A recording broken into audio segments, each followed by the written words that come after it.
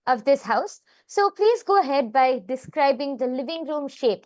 So what what shape the living room is. Sometimes, you know, there's an indefinite shape. Whatever you are able to see, you can describe the shape of the living room, and you can describe like the size. You feel like it's a big, vast, spacious living room, or you feel like it's a more cozy, comfortable, crowded living room. Whatever you are able to see through your third eye, you can start describing the details of the living room and the shape. And then after that, the floor material and the color. What is the material of the floor? Whether it's tiles, wooden, carpet, it can be anything. What is the material of the floor and what is the color of the floor? All of you are going to be describing that next. Please take like 30 seconds to quickly type it down. Ma Venkateshananda Akullal, please go ahead and type down. And also we have Susan Solider, Nityananda Ma, and we have Kailasa San Jose also. Anyone who's participating, please go ahead and start posting your answers. After that, you are going to be describing the wall material, the material of the wall in the living room. What is it made out of? And what is the color of the wall in the living room? After that, you're going to be describing the types of furniture. Of course, we all have different furnitures in our living room. So what is the type of furniture which is there in this living room? You can describe the color of the furniture. You can describe the material of the furniture. What type of furniture, what all is there, what all types of furniture is there. Please go ahead and describe.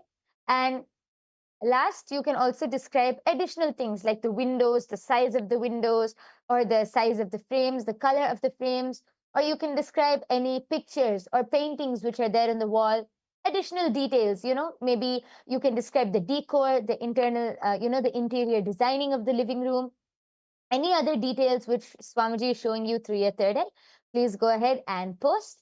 And I request all of you to take a few minutes now. We're all going to give you some time, as there's quite a few parameters. Please take some time and start posting your answers. We're going to give you around 1 minute.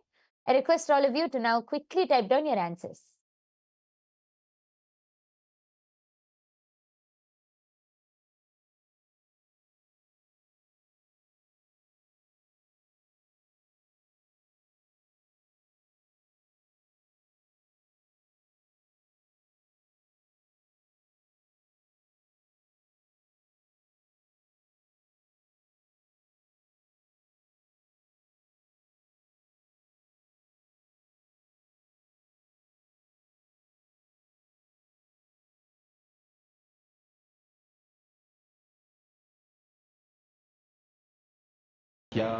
Nityananda Paramashivoham. Om Nityananda Paramashivoham. Om Nityananda Paramashivoham. Om Nityananda Paramashivoham. Om Nityananda Paramashivoham. Om Nityananda Paramashivoham. Om Nityananda Paramashivoham. Om Nityananda Paramashivoham.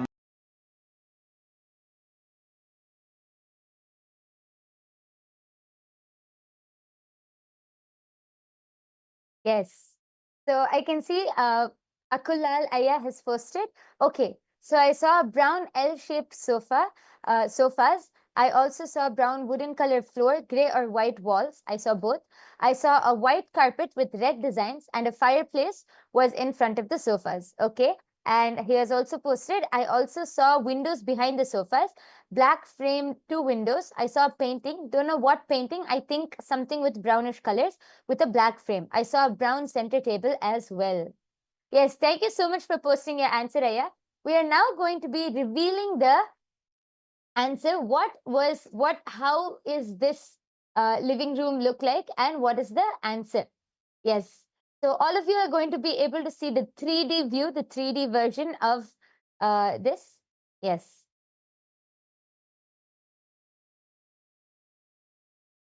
So if all of you can see, it's a very spacious living room, means a big big house.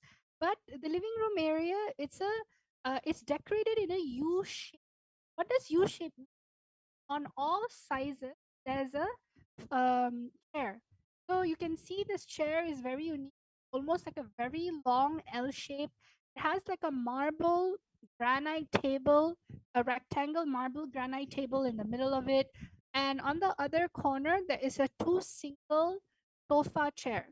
The material that is being used on the actual sofa is almost like linen and maybe cotton even.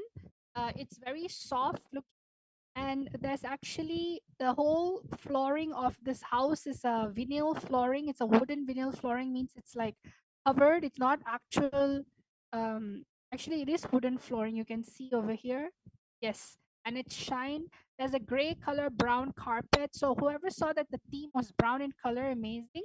There is a fireplace. Yes. So my yoga prana, whoever mastered said fireplace, it's correct. There's actually a very unique fireplace that's there, and there's still wood that's inside of it. There's a mounted wall TV, and it's a very open living room where a lot of sunlight is actually coming in. So if you can see over here, as we're doing the virtual tour, the whole room is being shined with, and right outside the living room, there's a beautiful um, swimming pool area. And over here, you can see the whole shape of the actual living room. The brownish gray carpet, the granite rectangular marble table right in front, an L shape, a very, very long L shape sofa with lots of pillows, brown, orange, leopard. There's a, oh, look here, there's very cute two black fur um, stools. Not really a sofa, it's a stool, you know. And then there's a lamp, one small lamp table that's over there on the side. It's black in color. Most And of the furniture is white and cream.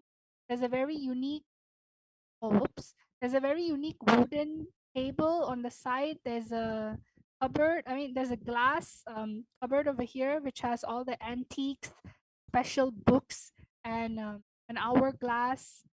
There's also a huge painting. So a lot of you saw painting, vases. Yes, a lot of unique, what do you call it? Furniture and unique items that they actually keep in place. And it's a very elegant living room, actually. It's very elegant. There's two chandeliers at the top. It's a very um, circular shape chandelier. It's nothing dangling, but it's more circle. So yeah, my yoga prana, who is it that actually manifested the most when it came to the living room? actually, Akul Lalaya has gotten many points. Actually, Aya said it was a brown sofa, which was an L shape, but Aya got the shape correct. As you can see, it is a L shape. Actually, I think Akul Lalaya mixed up the colors. He said that the floor was white in color and the sofas were brown, but it's actually the opposite. And Aya also saw white carpet, but it's a gray carpet. But one very important thing which Aya mentioned was he saw a painting, and then he said, I don't know what the painting is, but something in brownish colors. And if you see the painting, actually, it is exactly just like brown swipes, like, just brown swipes on the painting. So that Aya got on spot. And Aya has also posted, I saw white ceiling with a fan. I don't think there was a fan, but there were, and Aya saw lights, like cup-shaped holders, the lights were.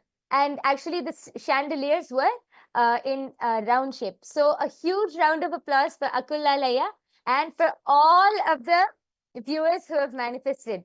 Actually, Akulalaya, you should go. There'll be a link which is going to be projected below. Please go to that link, tinyurl.com/KAILASA PM. Go to that link and please do submit your power manifestation results. It's so nice to have you so actively participating, so beautifully manifesting powers. And please do take your time to also go to your social media platforms. You can enrich, you can share this experience with your family members, with your friends. You just saw the outline of a house and you were able to see the details. How cool is that? Share it with your family members, with your friends, enrich them to also come and experience these powers. Same with all of the viewers who are watching us. We sincerely thank each and every one of you for taking your time. And we hope you had a great time in this power manifestation session. Please do take some time to post your results in the link projected below and also on your social media platforms. So, and actually, another very exciting announcement for all of you who want to manifest more and more powers. This is just the power of remote vision. And this was already so exciting. But we have so many more exciting, over 463 plus powers. And Swamiji is initiating all of us into them. And actually, let me tell you a small secret. Swamiji is having very intimate, sweet courtyard sessions with all of the Paramashiva Sena participants, the Rajya Sabha and the Chit Sabha members of Kailasa. Swamiji is having courtyard sessions with them, initiating all of us into new powers and directly guiding us to manifest all of these powers. If you want to experience this, if you want to directly experience sitting with Swamiji and manifesting these powers, then don't miss out on this opportunity. You can click on the link below and come join Paramashiva Sena. It's a 30 days program and this will be the best decision in your life. Come join Paramashiva Sena and experience this for yourselves. You can also share this link with any of your family members and your friends. And I think few people in the chat section were asking for the link for the intention form. The form is right now posted on, the form is going to be posted in the chat section. You can click on that link and sign up. Yes. So now with this, we come to the conclusion of this power manifestation session. We thank all of you for joining. Let's now end with the Purna Mantra. I request all of you to sit with your head, neck and spine in a straight line. Fold your hands in the Atmanjali Mudra. Close your eyes. Visualize Swamiji and just take a second to offer your gratitude to Swamiji for revealing this amazing science and gifting it to humanity. As we end with the Purna Mantra now. Om Purnamadah Purnamidam Purnat Purnamudachyate Purnasya Purnamadaya Purnamevavasishyate. Om Shanti Shanti Shanti Harihi Om Tat Sat. Sarvam Bhagavat Sri Nityananda Paramashiva Padukarpanamastu. Om Nityanandam. Thank you, everyone.